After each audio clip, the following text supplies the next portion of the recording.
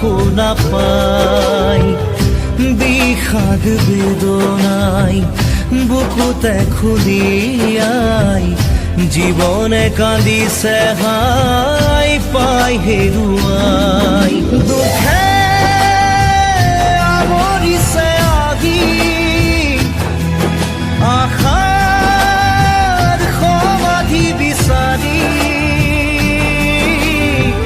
দুচকুৰে